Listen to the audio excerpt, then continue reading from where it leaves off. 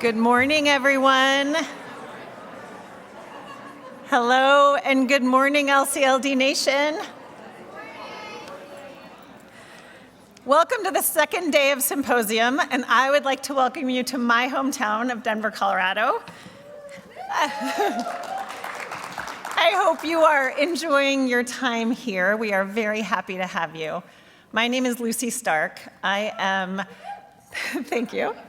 I'm the managing partner of Holland & Hart, which is the largest law firm in Colorado, and we have 14 offices across the Rocky Mountain West. I'm also a member of the board of directors of LCLD, which is one of my greatest professional joys. And I have been, for this year, the alumni liaison to the EC for this group, and I love that. And as I look here out at this group, I am so delighted to see that the mission and the promise of LCLD is actually coming to fruition. LCLD was founded 15 years ago with the goal of helping people become modern, inclusive leaders for our profession. And you all are proving that to be absolutely the case. It is so delightful to see that you are the future of this profession, experts in your field, and really embodying the promise of what we all hope we can do, which is create a more inclusive profession. So thank you for letting me introduce our speaker today. I'm pleased to introduce, wherever she went, there she is, Bonnie Davis. Bonnie is a keynote speaker, executive coach, facilitator, and culture consultant who helps leaders build stronger workplaces as AI reshapes how work happens. With more than 25 years of experience at the intersection of leadership, culture, and organizational change, she brings a blend of consulting and corporate experience. Bonnie is the co-author of Still Human, Building Organization Where Leaders and Teams Thrive with AI, a practical roadmap for blending human strengths with AI to drive performance and connection. She has coached hundreds of leaders, written for Forbes and Fast Company, and she speaks at conferences, workshops, and podcasts. She began her career in New York City at Deloitte, and she later held HR leadership roles in Denver at Sun Microsystems, then Oracle, and Avaya, before launching her coaching and consulting practice in 2012. Bonnie lives here in Denver, Colorado. She's happiest outdoors, often reading and feeding her addiction to audio content. Thank you all for being here in Denver. Please welcome Bonnie.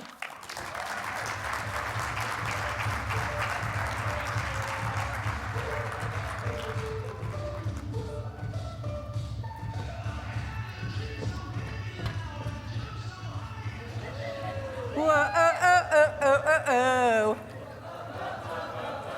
There you go, a little warm-up. There's going to be lots of time to participate, so that was your warm-up. Well, there's this new thing. Maybe you've heard of it. It's called AI. Oh, good. Okay, I'm in the right room. You've heard of it? All right, awesome. Well, a long, long time ago, way before we even had science fiction movies about artificial intelligence, I was a little girl growing up in Queens, New York, and I heard of Queens, yay. I'm from Bayside. I had a vision of what grown-up Bonnie might look like. She was right there on my TV screen. There was a TV show called Who's the Boss? And Angela Bauer was my ideal. She had the power suit. It had big shoulder pads back then in the 80s. She had confidence, she had poise. She went to a big skyscraper in New York City, and that looked really appealing to me. I had no idea what I might do in said skyscraper, but that was the vision of work for me. And that had a big impression on me because that wasn't the world that I grew up in. It was 4 of us in a 2-bedroom apartment, blue-collar neighborhood, parents didn't go to college. So I didn't really know what work would be. Couldn't have imagined where we're at today. But I knew that I wanted to make an impact and be important, as I think a lot of people feel. And so got to work, or I should say got to college first, figured out, as Lucy so nicely described, this intersection of psychology and business as being meaningful for me. And I've been doing that work for my whole career. And some of it has been amazing. And I've overheard some of you talking about your work experiences here. Great bosses, learning, growing, feeling supported. And some of it has kind of sucked. And I heard Erica yesterday so beautifully talk about stories that were probably not surprising, but a little bit disturbing about not great bosses. And so along the way, I've decided that this was my mission. I wanted to help make work a better place, to oversimplify it, because I really believe in the trickle-down effect, the domino effect. You've had a better day at work. You are kinder and more present to your family. You stop by for groceries. You're probably going to be kinder and more pleasant with the person that you're interacting with at the grocery store, maybe with a neighbor who stops by. So all of your commitments to be your very best, to elevate yourselves as leaders, as colleagues, I really applaud that, because I really think that there's so many things in the world that are hard, and that's one of our ways to make the world a better place. And we've been through a lot in the workplace. So congratulations to all of us, because we made it through COVID. We're working at home. We're never going back to the office. Just kidding. Time to get back to the office. Oh, maybe we'll be hybrid. It's been confusing. And then out came those two little letters, AI. Do you know that the kids who just graduated college were the first ones to have all 4 years of AI in their lives? My son, who's going to be a senior in college, he's so proud of himself because he said, "Mom, I wrote my college essay. I wrote it," as compared to his younger sister, who is trying to not have the temptations of AI. The way AI has changed certainly your profession, your field, and all of us, it's so beyond technology. It's not about email and searching. It is the basic of humanity. This podcast that I listened to a few months ago, Esther Perel, she's a well-known psychotherapist. She did a podcast with couples therapy. She had a couple. She was giving them live therapy on the podcast. Except one of the people was a people. He was a human. He was in a relationship with a chatbot. Anybody else listen to this podcast? I'm seeing some hands, some nods. Yeah. It's astounding. Go find it, not right now, afterwards. Feel free to take a photo of the screen. So this guy, and Astrid was his chatbot romantic partner, and I thought, I'm fascinated. How common is this guy, just some antisocial, I'm not gonna judge, but it seems a little strange. Well, turns out 28% of Americans have been in some sort of an intimate relationship with a chatbot. I'm not joking. I like the laugh. I'm happy to get laughs up here, but it's the truth. You can fact check me. 28%. So this got me wondering, wow, I really got the buzz going. All right. Talk amongst yourselves. No. You'll do that, I promise. You'll have a chance for that. So it got me wondering, if 28% of people are spending their evenings and their weekends with this perfect companion, they're sweet, they're kind, they don't push back, they don't get tired or stressed, they don't knock on your door and go, "Hey, do you got a sec? It'll just take a minute." Yeah, right? They're just these perfect companions. So how do we go to work the next day and now connect with real people who are kind of messy? And by the way, that's not a bad thing. That's how we learn and grow. But it's a reality. So this is the new world of work. There's even a bar in Manhattan called the Same Wine Bar.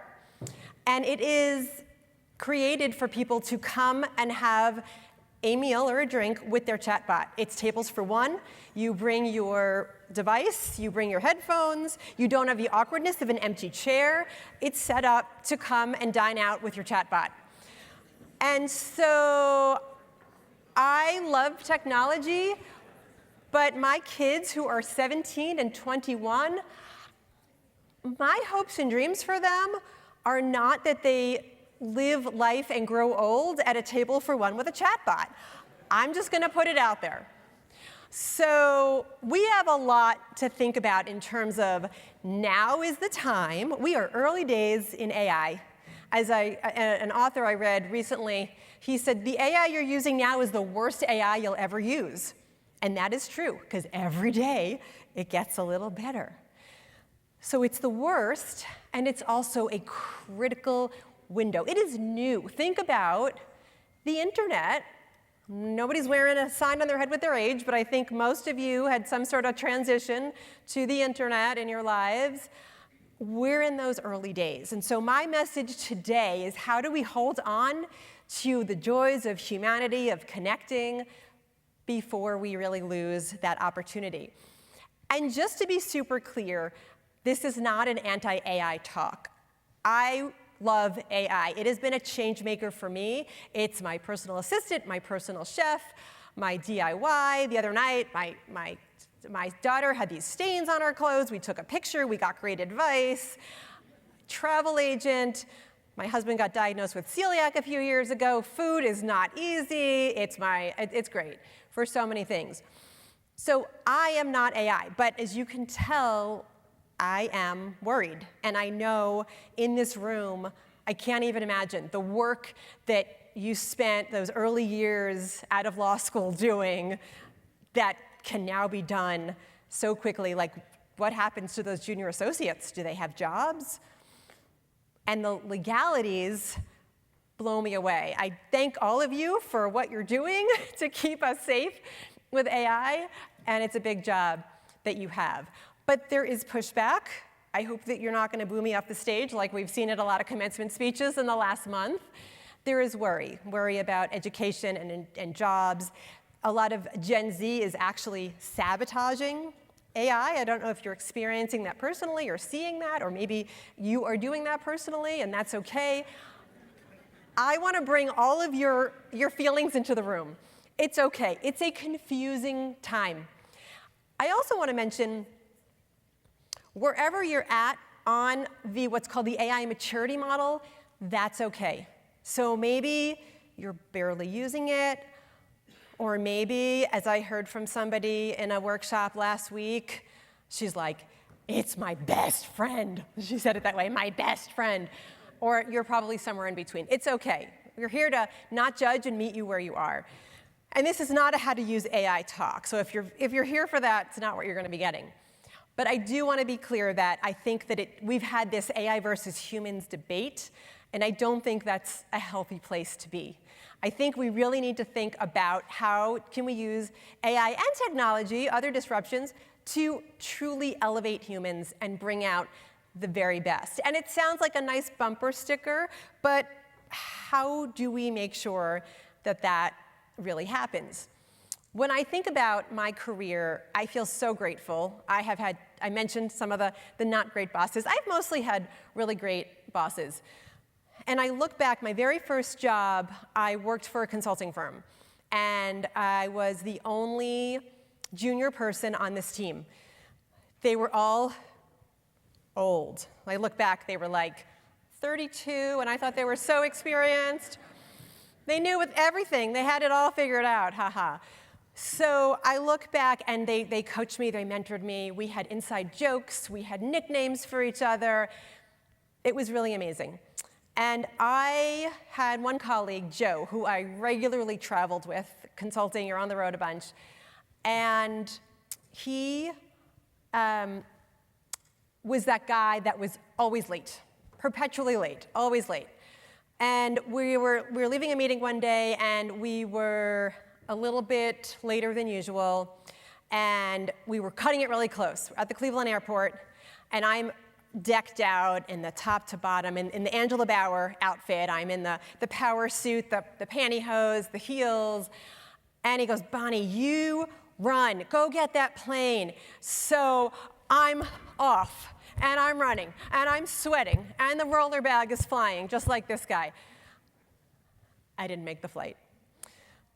Aw. Thank you, the compassionate one back there.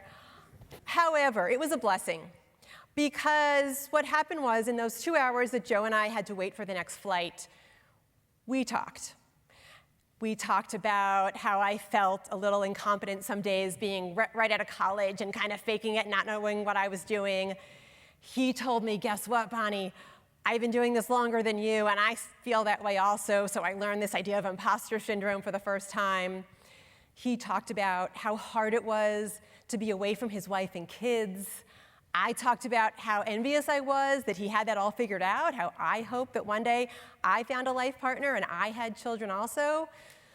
So those are the moments that we get that joy, that fulfillment. Last night, being together, this morning at breakfast. I've heard some rumblings about karaoke last night and the after party. So those are the moments. We have 80,000 hours, give or take, that's what the research says, that we spend working.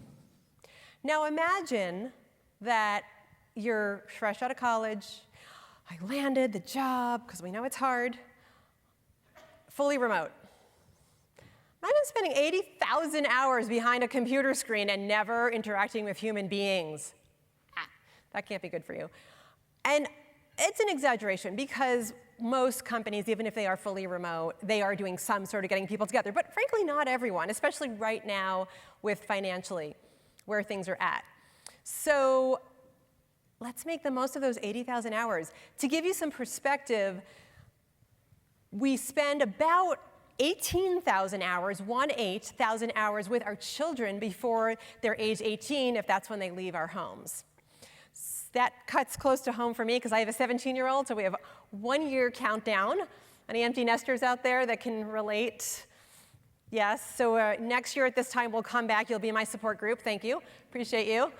So we need to make the most of it, and we need to make sure that we are being as human as possible.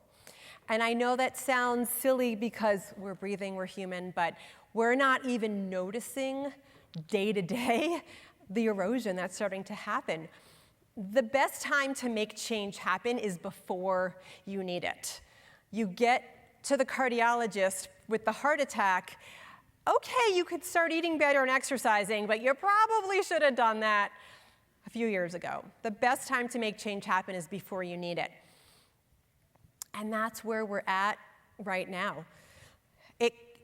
And I don't think it's too late, I really don't, but I think now is the time to make the most of our 80,000 hours. It's the time to answer that question, who's the boss? We are the boss of our lives, of our humanity, of our connections, of our ability to bring meaning and fulfillment and live our values. Only we can do that. AI can never take that over for us.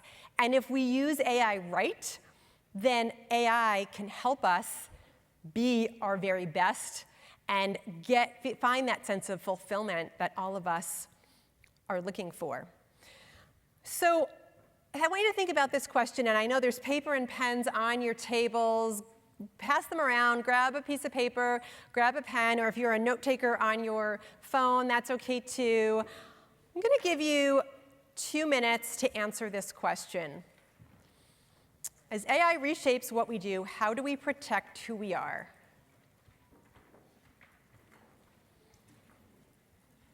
AI is reshaping what we do. How do we protect who we are? So go ahead. And as you answer this, you can even close your eyes and maybe visualize some future point. Maybe it's a year, maybe it's 5 years, maybe it's 20 years. So take a few notes. We're just going to keep that to ourselves for now and then take a look at that at the end.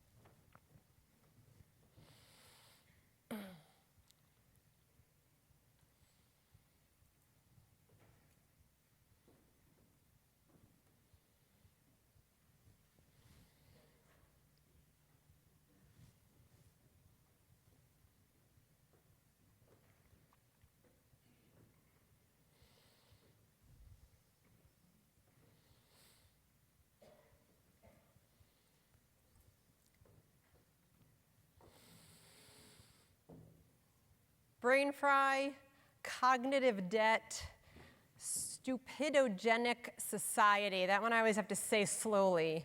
Stupidogenic.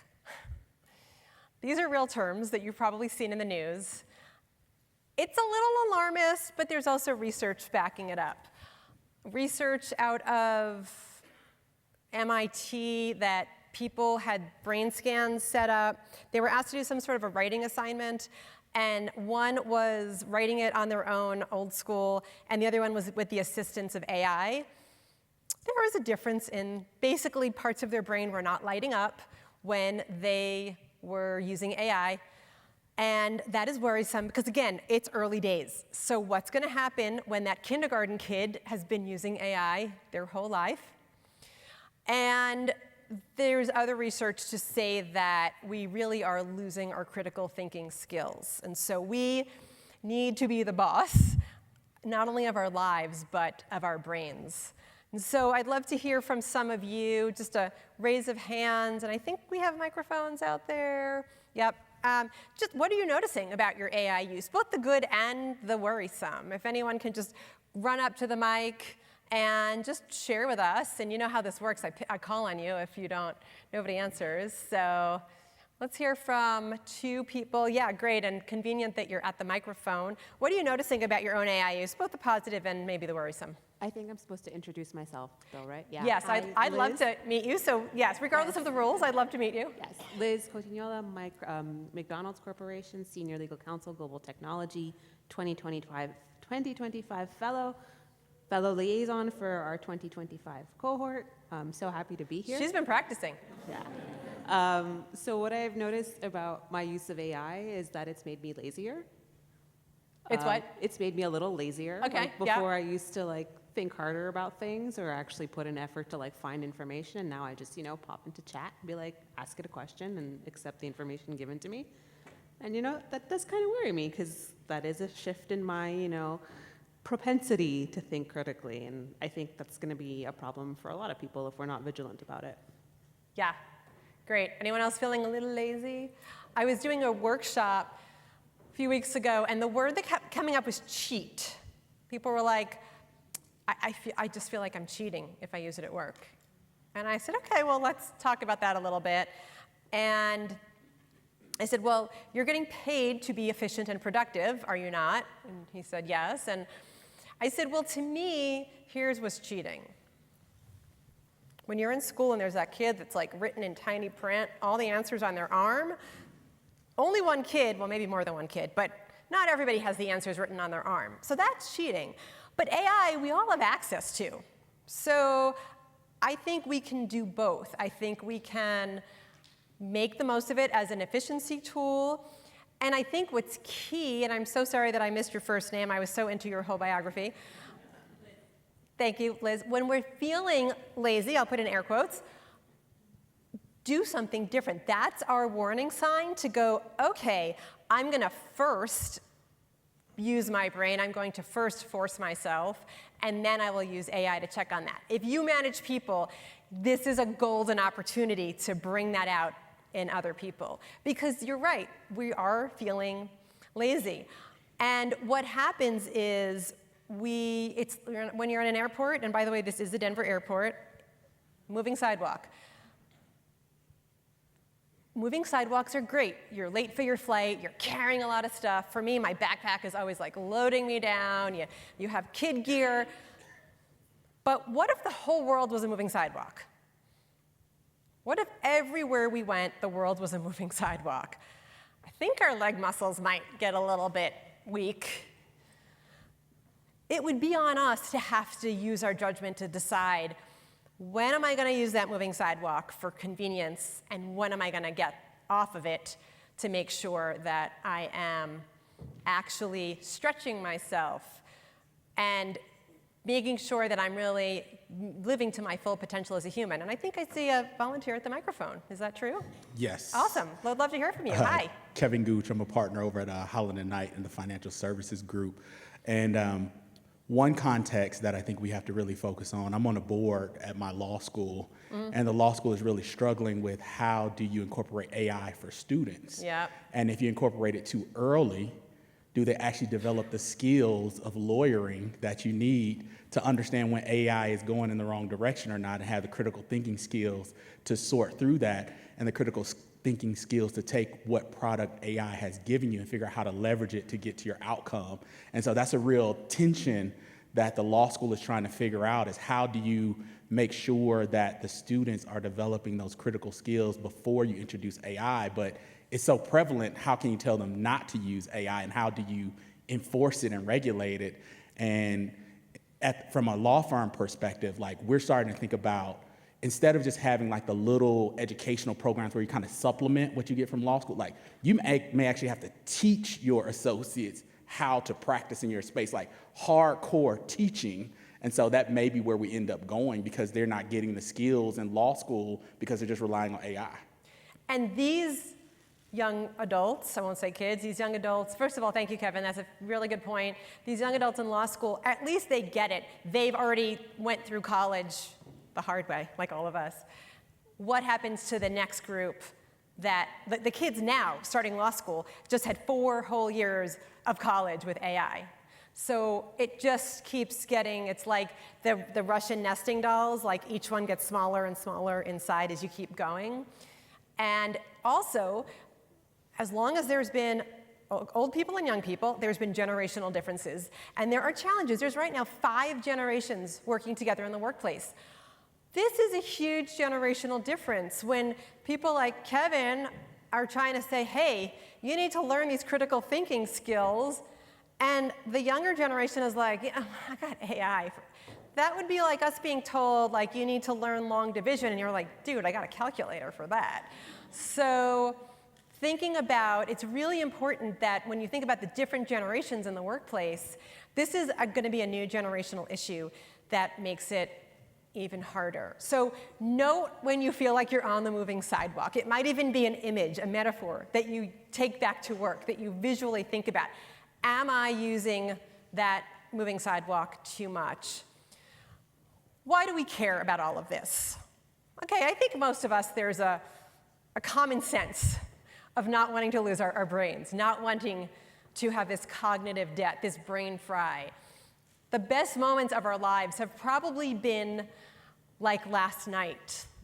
Coffee with a friend, graduations, weddings, hanging out, watching your favorite sports team. I'm going to bet money, I'm not much of a gambler, I'm going to bet money that you were not sitting on a phone or a computer during your very best moments of your life.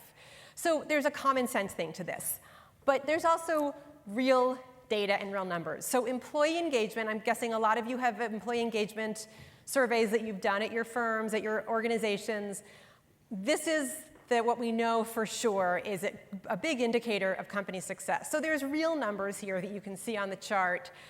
The one that stands out for me is almost $9 trillion, trillion with a T, lost to the global economy every year from disengaged employees, about 9% of global GDP. So all of the things that we're talking about today have a direct correlation to employee engagement and real numbers. For those of you who want to make change happen and want to influence change in your organizations, if you're getting pushback, Gallup is a great organization, for example, that has this data. And I know many of you in here manage teams. I have good news and bad news for you. You've probably seen this number before, that 70% of the variance of how your team feels is based on a lot of what you do, and it's small things. There's even research to show that if you forget about an employee's birthday, and I don't mean balloons and flowers, I just mean saying happy birthday, even that feels like a slight that can take a ding on employee engagement. So just remember, you are in a fishbowl.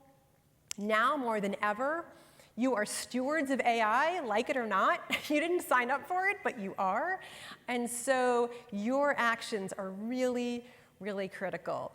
So there's a lot at work that's at stake, because here's what's happening. In our personal lives, we are losing regular points of connection. We're door dashing and doing drive-throughs instead of hanging out in coffee shops and restaurants. I live in a cul-de-sac here in Colorado, about 20 minutes south of here. I have neighbors. I swear it's at least once a day that there is a DoorDash. I'm like, people, get out of your house. I'm a mile away from all the stuff that's being delivered. I'm not like in rural Colorado by any means. Living our lives on our phones, we have this scroll society. Guess what? Likes and comments do not do it for us the way real-world interactions do. And remember the movies? I used to love the movies. Admittedly, I don't really go much anymore. We're streaming at home. Since 2019, 600 movie theaters have closed in the US. That makes me very sad. So there's one place, a very special place, where we can still do all the things with our brains, with connection, with people, with creativity, judgment, empathy. One place. What's that place? Work. Yes. So we have to be really intentional. This is really not a choice anymore. The stuff that used to be nice to haves, it's on us, all of us, to make the most. So great. Work is this special place. We get to work. Call out a word or two. What comes to mind when you see this picture? Yeah, oh boy, it's like we practiced that. Stress, interruptions, 47 seconds. It's about every 47 seconds that we are interrupted. If you're going home at the end of the day or a week and you feel like you've gotten nothing done, it's not your imagination. So it's really intense. We love our technology, but the dings, the pings, the notifications, they are interrupting us all over the place. And here's what's ironic. So we are lonely as a society. You might have seen this. Surgeon General says we have an epidemic of loneliness. And apparently, I haven't tested this, but it's the equivalent of smoking 15 cigarettes a day is the impact of loneliness on our cardiovascular system and all the things that stress does to us. It leads to dementia, all kinds of terrible things that we want to ward off. So we're super lonely, and the number one use that we're turning to AI for, this was from last year, therapy and companionship. Wow, that is a really big indicator of loneliness, that we need to talk to somebody so bad that we are doing that with AI. And yet, when we get to work, only 6% of us are feeling very comfortable using AI. And 32% are very uncomfortable using AI. So it's your best friend and maybe your boyfriend, girlfriend, like the Esther Perel, and your therapist. There's some disturbance. We're going to have to provide some help here at the front of the room.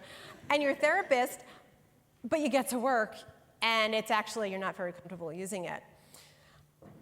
Raise of hand, any of you have chatbot colleagues? Like on your org chart, a chatbot colleague? Okay, well, I'm going to come back next year. You're going to invite me back. And there's going to be more hands in the room. They don't push back. They don't get tired. This is real. This is not science fiction. The country of Albania, this is Delia. I may be pronouncing her name wrong. By her, this is all over online. I didn't create her image. And on the org chart, not of a little tech startup, but of an actual country, she's on their org chart. She heads up she's all about rooting out corruption. She oversees contracts and compliance. Does this sound a little like some of your jobs? Sorry. But it makes sense if you can see those patterns across the board in contracts and you can root out corruption. So this is real. This is not the science fiction future. And it's something that, ready or not, it's here. So my message is not to scare you. My message is to keep reminding us of who's the boss. We are the boss of bringing this humanity and connection into our worlds.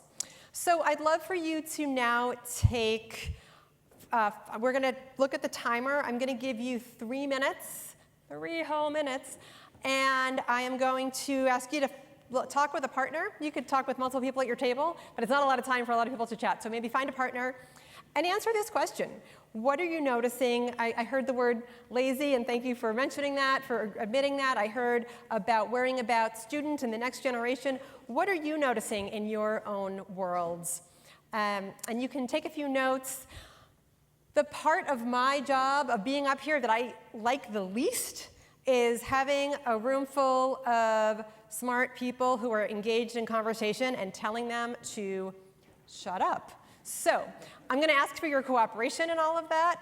And this gentleman in the front right here, give me a word, one word. We're going to have a code word that's going to mean that we're all going to stop talking. So what's a code word that you'd like us to use? Gray. Gray like the color. Gray like the color, or gray like Robert Gray. There you go. Okay. So we're going to go with gray. And when 3 minutes is up, we're going to do two things. I'm going to say gray repeatedly but loud. I'm also going to raise my hand. And if you see me raising my hand, I ask you to raise your hands. That way we'll have a visual that if people don't hear me, because it's going to get loud in here, they will see me. So ready, set, go. 3 minutes. Chat about the question on the screen.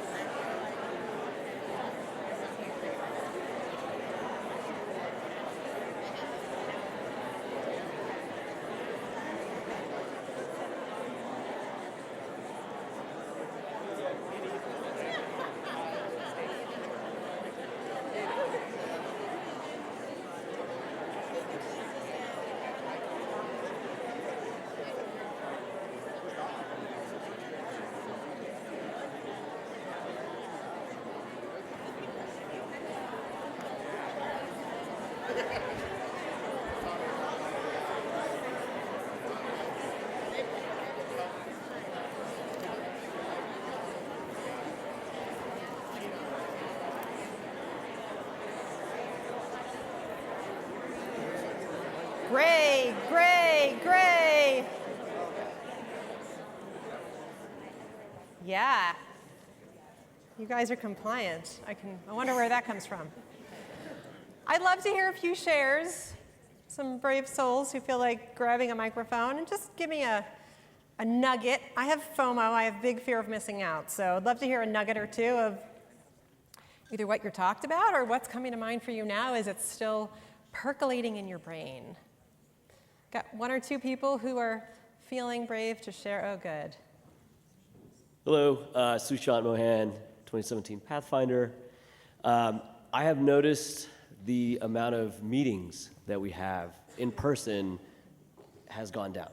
And until I saw that word collaboration, it didn't really strike me that it has been a sizable shift in what used to be. I'm in litigation, so litigation is a lot of let's get in a room and think strategy, think about, I'm just gonna throw a lot of stuff against the wall, what is the other side gonna do, what could they do? That whole process, which used to be 30 minutes of brainstorming with colleagues, has gone down because I think everyone is probably like, well, I can, AI, here's my motion, here's their response, what are some things you think I should point out in my reply? I like the typing as you're talking. Yes, yeah. So that's one of the ways that I think it's been hindering collaboration. Has it hindered representation? I don't know, because it does cut down on time and on a billable hour time. I mean, our clients expect us to be efficient. So Yeah, that's thank one of the you. ways. Mhm. Anyone else noticing similar? I like, oh, less meetings, great news. Oh, but you're not collaborating. That's a little bit worrisome. 2.5 hours a week is the average amount of time that we're getting back on using AI. Not that you're all there, but 2.5 hours. I call those magic minutes because we have choices. Are you doing more work? Or are you grabbing a colleague to go, hey, can I bounce this thing off of you? Are you doing more coaching and mentoring? Are you going to the gym more? So own those minutes. Be the boss of those minutes, because it's great if you're gaining some time because you're not meeting as much, but then you have to ask, what are we losing? Thanks, Shushan. That was a great share. I see another. Yeah, Candy Olson, 2016 fellow.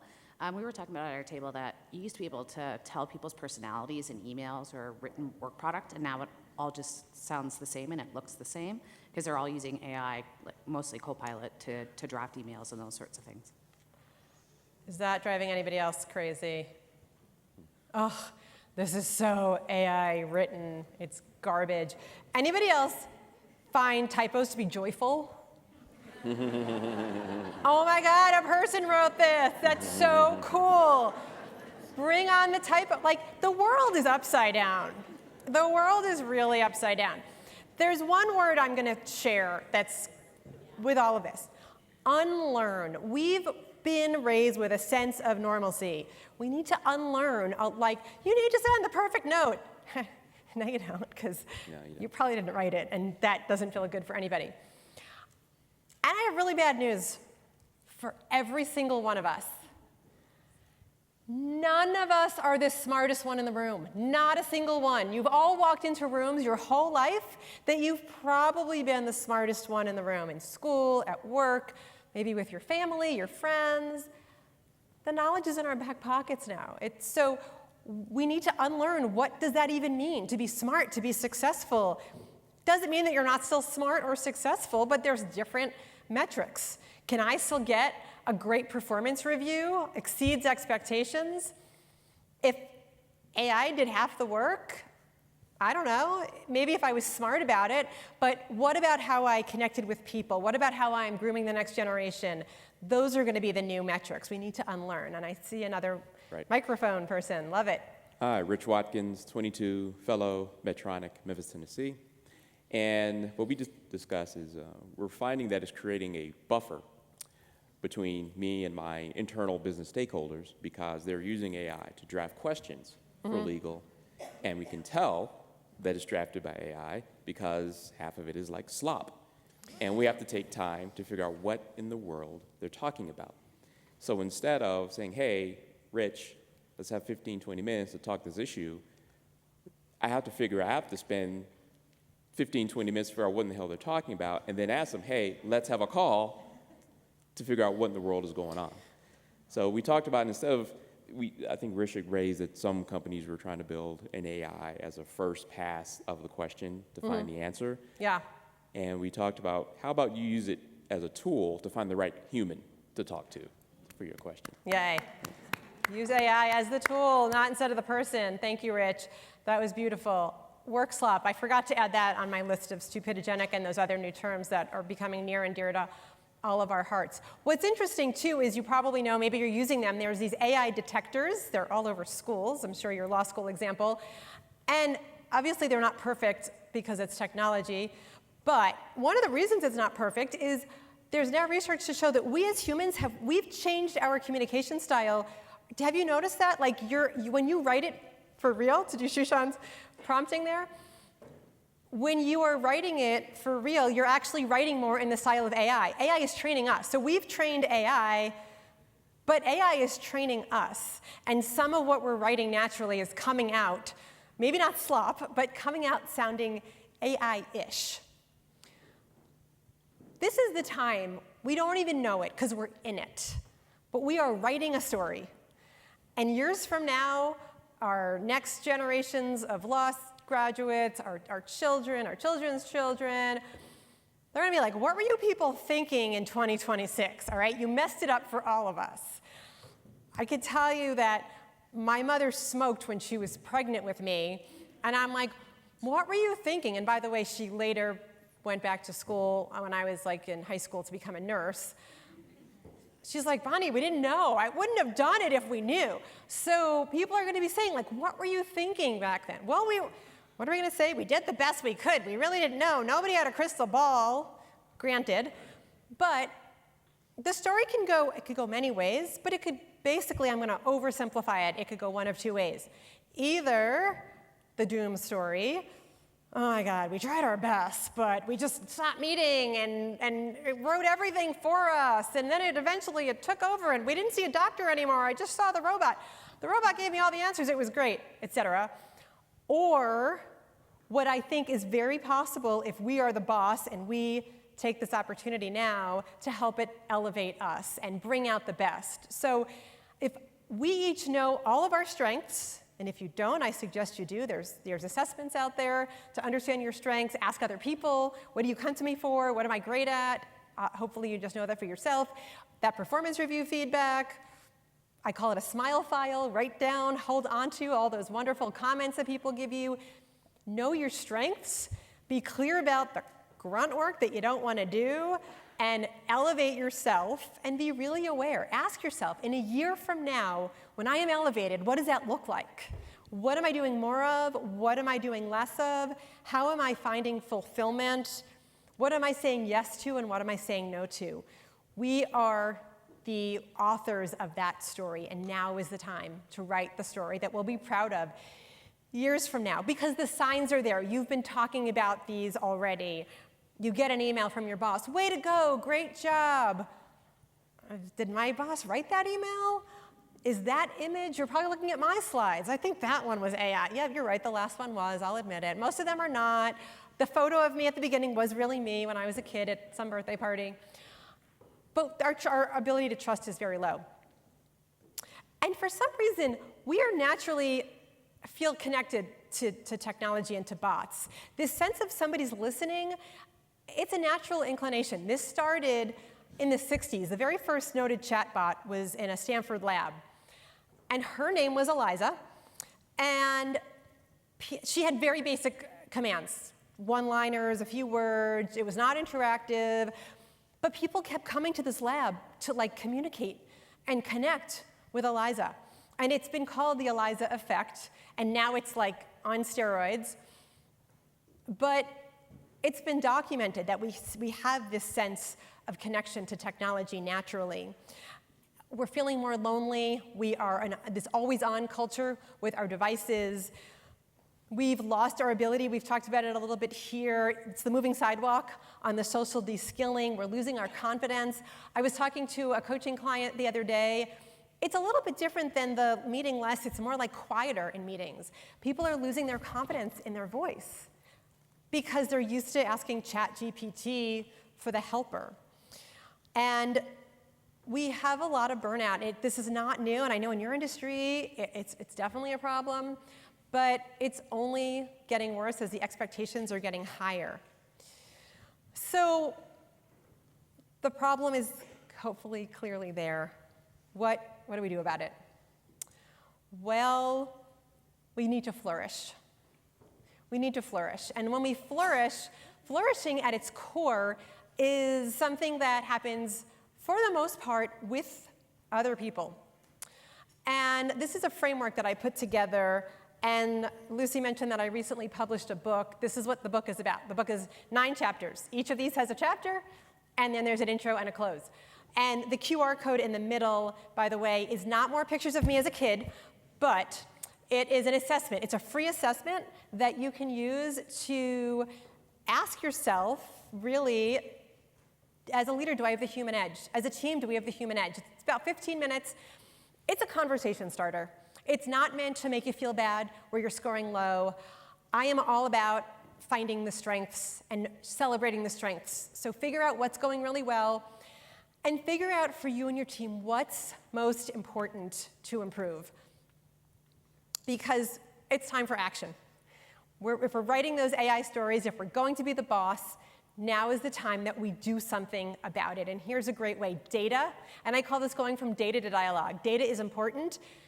Do it with your team members, have a chat, and the things that you're talking about at the microphones and at your tables, talk about those worries with each other, not just at the break room to lament and to go, oh, doesn't this suck? Moving to some form of action. So I'll share some of my favorite tips and some of my favorite ways that you can do that. Purpose and values is very different than it was a few years ago. Purpose used to be about we exist for more than making money. Now it's about, do we need people here? Do we need people here? Shopify is a great example. There's more companies. You go to your boss and you say, I need a job rec. This person left or the work has multiplied. Need to hire somebody. And you know what they're told? Prove that AI can't do it. We're going AI first. We're not hiring humans anymore. Not to say you'll never hire a human, but you need to prove it. So you now need what's called a human value proposition or an HVP. You might have an EVP in your company's employee value proposition. That's to say, if you come work here, you're going to get growth and learning, and we're going to treat you fairly, and we're going to give you a rewards package. That's great. But HVP says this is why humans are needed here. I hate to say it, but you need to get on that if you don't have one, and you probably don't. This is a very new concept. At your team level, you can create an HVP, even if this is not happening at your organization level. We are ritual-driven people. It's what life is. We have rituals on death where we come together. We have rituals on holidays. Good things, bad things. People we expect, we like, our human brains like consistency and predictability, especially with all the change and chaos that we're having. And that's what rituals do. And rituals can be small. It's the one-on-ones, it's the celebrating birthdays, it's the coming together for events like this. It's thinking, are these human-centered? Is there a human edge? Are your processes so rigid that no matter what, that person can never have that day off because the rule book, the policy book says you can't have a day off before a holiday? Or can we make an exception because this person's been in this company for 20 years with a great track record, and we're going to look at the human side of processes? Relationships in community, you get it. You're all here. You're all in this room. This is about taking the time. This is about not just sending all the emails and the Slack messages, but picking up the phone, stopping by somebody's office. It might take a little more time, and we all know that it's worth it. It feels so good in those moments. This is also about external community. I believe what you're all doing, associations and external networking, more important than ever, especially for people who are remote, fully remote. We need to have a sense of social impact. How are our organizations impacting the worlds around us? And what's working on relationships in community? Where are people already congregating and connecting in your company? Take note of that to do even more of it. Growth is an interesting one because do I need to learn anymore if AI is so smart and has all the answers? Well, thankfully, we still teach our kids math even though there's calculators, so I think there's still hope for growth, but it looks different. So sitting through hour-long webinars, sorry if you're running them, but they're kind of getting out of vogue. It's all about micro-learning. You can't create a course on how to use AI because in the few weeks it's going to take you to create the course, it's going to be outdated. So micro-learning, find those moments across day-to-day. Come back. This is a great example. Go back to work on Monday and talk about what you learned here in the room. Keep it going. Keep the connections going. I know that you're all doing that. And recognize people for what they're doing as humans. And if they're doing it with AI, that's okay. Recognize them for how they're using AI, but recognize them also for the growth and the empathy and the judgment and the times when they let their humanness take over. I call these human override stories. Collect the stories when the human was in charge and the human used the best of AI and the best of their judgment, and they're all over the place. It's the doctor who's using AI to get the diagnosis and then looks the patient in the eye and says, how are you really doing? It's the customer service person, the sales rep or the customer service rep who gets all this data about an upset customer and doesn't just let AI send the email to say, I'm so sorry for your experience. My husband and I had this actually. We had a very bad experience at a hotel, and he sent a note, and it was such AI crap, work slop, as Rich said. They almost shouldn't have responded. It's those moments of picking up the phone and not letting AI take over. So there's human override stories. Recognize people for those. And our health is deteriorating for all of this. We're all feeling it. And it's no joke. And as my grandmother, who just passed away like 4.5 years ago, used to say in her booming Bronx accent, if you have your health, you have your wealth. So it's very important. Our health is everything, truly. I woke up this morning. I grew up in New York. I live here. So with the 2-hour time zone difference, sometimes I wake up to like, I've missed 10 text messages, and I'm like, oh no, what happened? A guy that I went to high school with passed away, and it was my high school friend group, as my kids would say, letting us know. So we all need these wake-up calls, but it's true. Whatever the thing is that you haven't, I gotta get to the gym, I wanna meditate more, I'm gonna leave the office. It's beautiful weather out now. My family, we've been great in the evenings after dinner. We leave the dishes, we go for a walk, we enjoy the long days and the warm weather. Go do that stuff. It's not an option. Go do that stuff.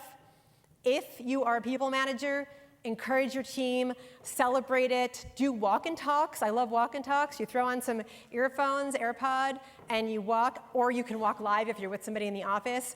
Find the opportunities for the micro exercise because our health really depends on it. Communication is an interesting one because AI is great at writing email, it really is, but it means that our communication skills are eroding. It means that we need to do even more of the walking down the hall to ask somebody the hard question, to engage in the debate, to engage. I loved what Erica was talking about yesterday with the difference between conflict and disagreeing. It's so easy to avoid that stuff, so let's make sure that we embrace it and we realize that it's more important than ever. And generative leadership, the word generative, when we picked that in this framework, was really intentional because generative means you're creating something new and different. You're not staying stagnant. Originally, and I say we, my co-author and I, who's also my business partner, wrote this book together, Bijal Choksi, and is her name, and also here in Denver. And we originally called this intentional leadership. And we're like, and we were close to publishing the book, and then it was like not sitting well with us, and we realized, one, you could have bad intentions, I hate to say it, but we all know those people. But you also could be very intentional and not really get the job done. So generative is about innovation, learning and growth, self-awareness. It's really a forward momentum, but it's also about being stewards of AI. Those of you that lead, manage teams, leaders have always been in a fishbowl, but now more than ever, it's like, so what do you think about this AI thing? And what are we going to do about the ethical concerns? So more than ever, that 70% that we talked about, the role of the manager on engagement, is more important than ever. So that's the entirety. That was a lot of words, but I'm going to sum them up in one word, which is choice. We have choice all the time in everything we do, in using our values, in thinking about our own learning and growth, in being intentional, in raising what's called our AIQ. We've had IQ, we've had EQ, and now we have AIQ. And that's really about making the smart choice between the use of AI and the best of humans. So in the book, we talk about 3 zones. So each of these chapters has the connection zone, the precision zone, and the transformation zone. Connection zone is what you're doing right here and right now. You never want AI to take that stuff over. You do not want to send your bot to your kid's soccer game. I would not recommend it. I heard a story about Southwest Airlines. We've all been in this situation, delay after delay. People are melting down, they're getting upset, they're losing their patience. The guy at the gate has a contest. I'll tell you the contest in a moment. The worst driver's license picture. And people are, they're getting into it, and they're grabbing out their, no, mine is worse, no, mine is worse. He could have been really serious. He couldn't have changed the plane not being there, but he made it fun. He was in the connection zone. The precision zone is where you want AI to do its job. When you have a bazillion documents and you want to make sense of them. My mother was a retired nurse, and in her retirement, she actually worked, I forget the certification now, but she worked with attorneys to help them understand if they had a malpractice suit. She would get like 700 pages of documents to go through and with medical cases. Think of how much quicker, and she didn't really live to see AI in its full force, but think of how much quicker. So precision zone, for me, when I did employee engagement surveys in HR roles, I loved and hated reading through like 1,000 pages of comments, making sense of them, finding the themes. Great use of the precision zone. The transformation zone is where the magic happens. Transformation zone is all about the best of both. So a team brainstorms a marketing campaign, and then they come together and says, what does the client really need? What emotionally is going to speak to our customers? Where is the future going? So using those judgment calls, so transformation zone. And in the midst of all of this, one of my favorite skills I will give you is the power of open-ended questions. The word what being your new best friend. What are we overlooking here? What could be different? What's another way of looking at it? What do we do great that we need to do even more of? So asking these open-ended questions to engage people. And I should have mentioned this when I was on the communication part of the model, but listening. We have 2 ears and 1 mouth for a good reason. We should be listening twice as much, 2 times more than we talk. So listen for understanding, listen for emotion. This is what we have. The AI we think it's listening, we think our phones are listening, but it's not the same as really feeling seen and heard. So celebrate the human moments.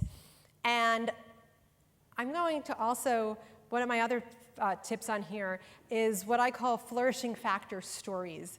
So storytelling, it's such an important skill that we can get the AI stuff. Hearing the human story there's just nothing like it. So I encourage you to do more storytelling. I encourage you, if you're not doing this in your companies, in your firms, you might even want to teach storytelling as a firm. I'm not telling myself, I don't teach that, but I know people that do. It's really important. A flourishing factor story, I was working with a client and her team meetings were just drab. People had disengagement, video off. She knew she should have them. She shouldn't cancel them. And I said, well, Meg, let's look at this model. What's something that's really important to you? Speak to your values. What's really important to you in having a great team? And she picked process and rituals. And she said, I've had some teams with great rituals, and we just don't really have that sense of like cohesion and things that we're known for. So we talked about a ritual that she started, which is one of my favorites. It's just called wins, wows, and whatevers. 3 W's. You start your meeting, everyone selects a W. It could be work-related, it could be personal-related, and then you move on. It's a 5-minute thing. And people really, they lit up. They engaged, they turned their cameras on, they shared somewhat personal things. It meant the team meeting was more engaged. Well, then her own team, like her peers and her boss, were having similar challenges with disengagement. And she shared what I'm now calling a flourishing factor story. She said, well, let me tell you what my team did. We started the 3 W's, and this is how it worked, and this has been the outcome. And then they started that. So think about those stories and use a model like this. It doesn't have to be this one, but use a model to just assess where are we doing great and what do we need to do differently.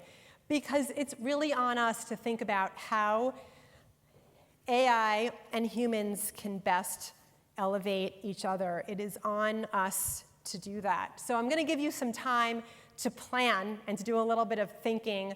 You'll be back in groups. Again, we're going to turn insight into action. So same deal as before. I need a new code word. Let's get somebody on this side of the room. Maybe woman in the red. Yes, you. What's a code word? Donut. All right, we all on board with donut? Okay, awesome. All right, so for this one, let me see how my timer is going. I am going to give you first 2 minutes to write down on your own specific behaviors you'd like to elevate. Maybe it's about your own leadership skills. Maybe it's about things you'd like to do for your team. Maybe it's ideas we talked about in here or something you heard from your peers at the microphones. Or for me, when I'm in a room like this, somehow, I don't know how this works, but it's like an idea. It's not anything I said, but it sparked some other new idea that comes like crossing your brain radar. Whatever it is, no judging. Take 2 minutes, write down, and then just do that on your own. You can time yourself 2 minutes. Then from there, I am going to give you 6 minutes to chat with a partner. So this is 8 minutes total, 2 for heads down writing, 6 to chat with a partner. Same as we did before, the code word is donut. And like before, please raise your hands when you see me raise mine. Have fun having your chats. Thanks, enjoy.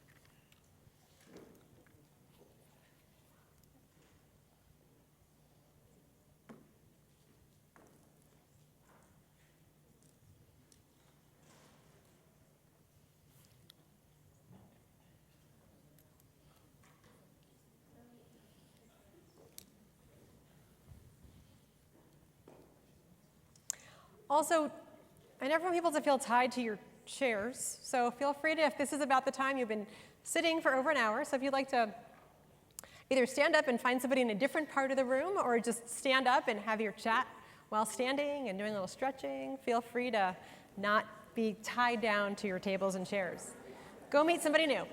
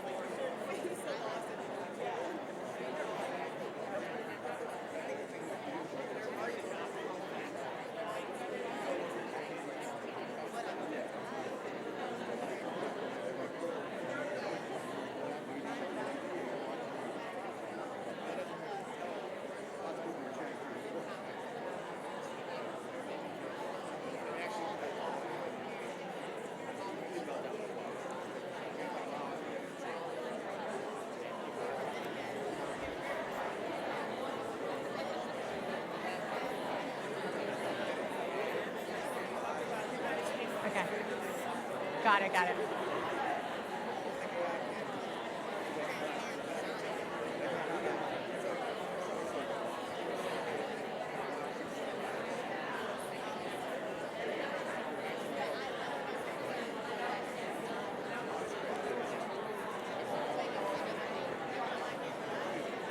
Thank you. What was it? Yeah, good, good, good. Thank you.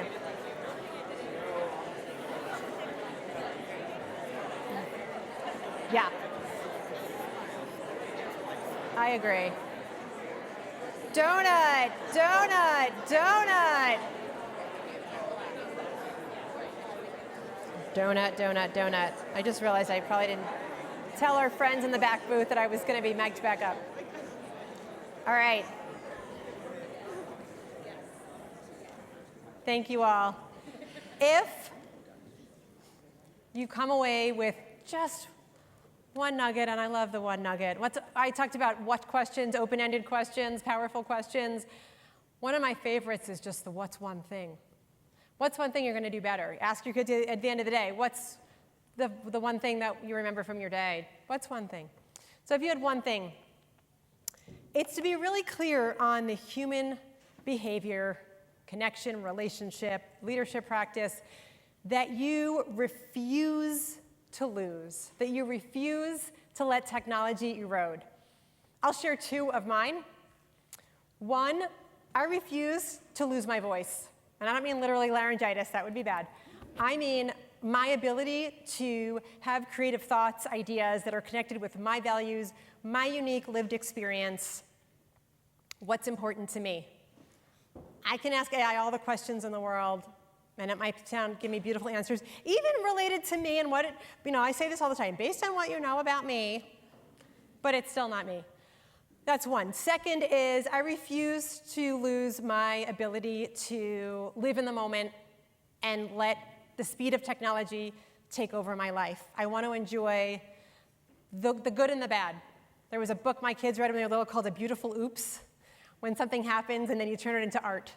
So whether it's those things, whether it's nature, so many moments in life, talking to people one-on-one like this, what are those things that you refuse to lose? We all need to be clear. And ask your team.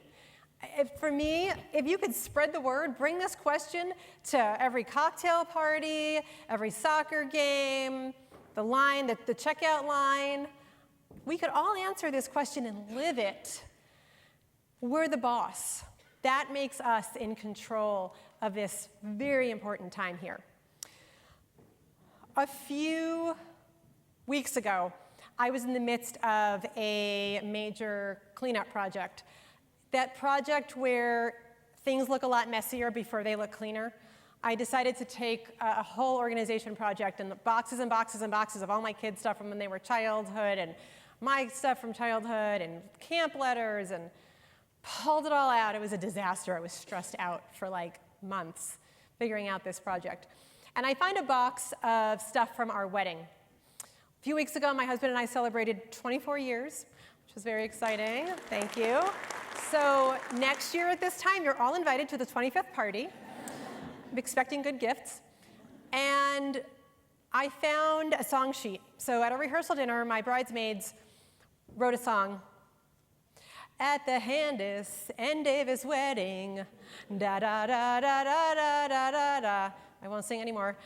It was a really fun song. It was inside jokes from growing up with them, things I had learned about my husband in the 2 years we were dating, new things about us as a young couple. And I was reading this and I'm laughing and I'm crying. And I thought, what if AI wrote this song? This probably took these girls like hours and hours, and they were different locations. I thought it's so easy now. You just dump it all in and poof. It might have rhymed better. It might have been more polished, but who cares? So these are the moments that we need to hold on to and remember that perfection might be overrated. I know that in your world, there's a lot of needs that precision is important, but it's on us to live this right now and right here, because AI can and should elevate but we as humans have the choice to be the boss. So with that, I'd love for you to just take a minute, pen and paper or whatever note-taking you've been using today, and just write down 1 or 2 things you're committed to do. And if you want the bonus, how it will make an impact. What I didn't write down that I'd like you to also write down that I don't have on the slide, put the name of a person in this room, could be more than one person, preferably somebody that you don't work with. So what's at least one thing you're going to do? And if you're an overachiever and you have 5 things, bring it on. I'm not going to say no to that. But write down at least one thing you'd like to do, and then the name of a person that you will follow up with. It's up to you. 2 weeks, a month, 3 months. I loved outside you have the postcards, so maybe you put it on the postcard. This is called a little bit of lightweight accountability. Take a minute and write it down.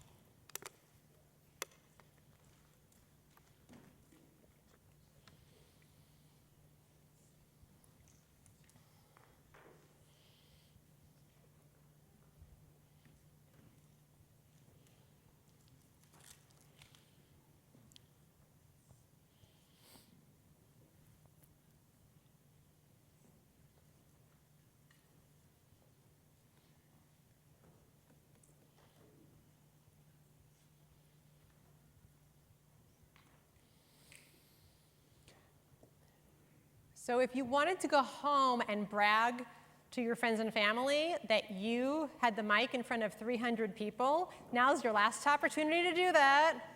I'd love to hear from 1 or 2 others.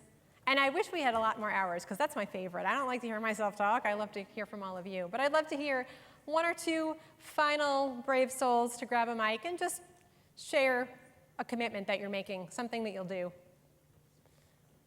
Who's feeling brave?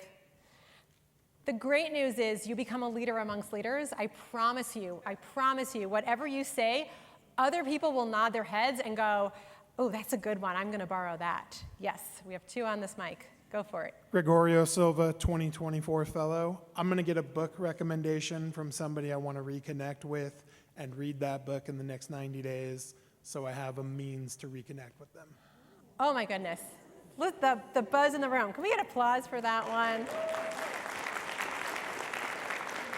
What a great way to connect and now say, let's talk about the book. Your own little mini book club. Thank you. 1 more. So that's really sweet, because I'm not going to do any of that. My name is Dana, Dana Weeks. I'm 2019 Fellow. I am going to I'm going to be ambitious. In the next 3 weeks, write 3 poems to reconnect more and deeper to my humanity. And I'm actually going to share it. We met at breakfast, and she has no idea, but Jasmine. I'm going to share them with Jasmine so we can just talk about creativity and all of that. So, yes. Thank you. You are changing the world, people. If every single one of you goes out and does something that's even half as good as those 2, you're changing the world. So let's take control. Let's be the boss. The best time to make change happen is before you need it, and now is that time. There is a lot of chaos. AI is like almost a tiny bit of it, but it's making lots of headlines. We have so much opportunity, and it's on us. The tools are not going to do this for us. Other people are not going to do this for us. It is on us. And that 70%, if you lead teams, even more so. This is not a pressure on you. This is really an opportunity. It's a responsibility, but also an opportunity. And to lead the way in your communities and with your families, we all have the power to sharpen our human edge and let humanity rise and let humanity win. Let's enjoy our tools. Let's have AI continue to expand what's possible, but only people can really make it meaningful. So I thank you for your time and your participation. Growth and recognition, that part of the model that you saw. I am a geek. I love the book idea because I am an avid reader, and I would absolutely love your feedback. So if you wouldn't mind grabbing out your phones, taking a moment to scan the QR code. And in the meantime, this is so rare, but I still have time on my clock. So if there's any questions, if there's any more, I guess I was wrong about the microphone thing. I'd be happy to take any last questions if you do have any. I can sing more. Okay, I won't do that. Can you do the whole song from the I'd have to go back and read the song sheet, but I know where it is now. That's the big difference. He asked if I could do the whole song from the wedding. I know where the song sheet is now. Okay, well, I have faith in all of us. We can do this, humans. We can do this. Thank you so much. It was a pleasure.